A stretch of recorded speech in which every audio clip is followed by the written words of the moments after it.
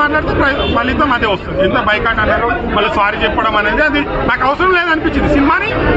సినిమాని నువ్వు అంత జనాల్లో తీసుకెళ్ళాలంటే చాలా మంది ఇన్ఫ్లుయెన్సర్లు ఉన్నారు, చాలా మంది కొత్త వాళ్ళు ఉన్నారు, వాళ్ళతో ప్రమోట్ చేయొచ్చు సినిమాని. ఇలా ఒకరిని కించపరిచి నింద చేస్తామంటే ఆ రిజల్ట్ ఏమో అందరికి తెలిసిపోతుంది. అది ఇంతవరకు కరెక్ట్ కాదని నా ఒపీనియన్.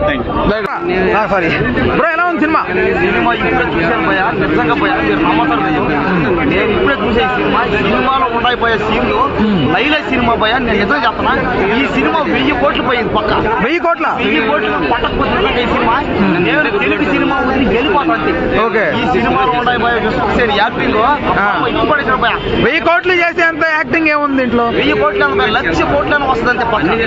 ఎందుకంటే ఈ సినిమాలో కంటెంట్ భయ, ఆ కామెడీ కానీ ఆ సెంటిమెంట్ సీన్ కానీ పైగా ప్రతి ఒక్కరు కష్టపడే వాళ్ళు మర్చిపోకపోయారు.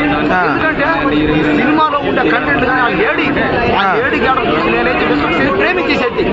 తర్వాత చూసిన నేను ధైర్యాన్ని ప్రేమించే పెళ్లి చేసుకోవాల్సి తర్వాత ఈ సినిమా చూసిన తర్వాత అనుకున్నా, అయ్యో బాబాయ్ విశ్వసేని మించిన యాక్టర్ లేడక రాడంతే.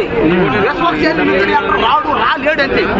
ఎందుకంటే సినిమా చూడడం సేపు ఒకలా ఉన్నాను, సినిమా చూసిన ఫ్యాన్ ఇది. ఇప్పుడు దాకా నేను ఎవరు ఫ్యాను కాదు, ఫస్ట్ నేను విశ్వసేన్ అనగా ఫ్యాన్ అయినా ఖచ్చితంగా. నేను ఈ సినిమాని 1000 కోట్లు తెప్పించి బాధ్యత నాది భయ. నా భుజాల మీద వేసుకొని మనం ఆడిస్తాను.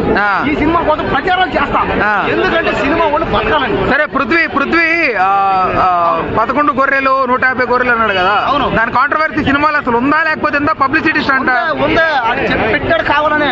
అంటే కాస్త కటింగ్ చేసినట్టున్నాడు, కానీ అతను బయట విషయాలు తీసుకొచ్చి ఇక్కడ మాట్లాడ కరెక్ట్ కాదు. ఇది ఆడు కనబడితే మాత్రం కింద మీద ఆడి దించేస్తాం అంతే. ఆడికి పృథ్వీకి అంతే. ఎవడైతే సినిమాని ఆపకూడదు, సినిమా యాక్టర్లు బతకాలి, అందుకని చేస్తున్నాం ఇదంతా. కాబట్టి ఈ సినిమా 1000 కోట్లు పక్కా అంతే. ఇది ఒకవేళ రాకపోతే సినిమా ఫీల్డ్ లో బ్యాన్ చేస్తాను చెప్పు.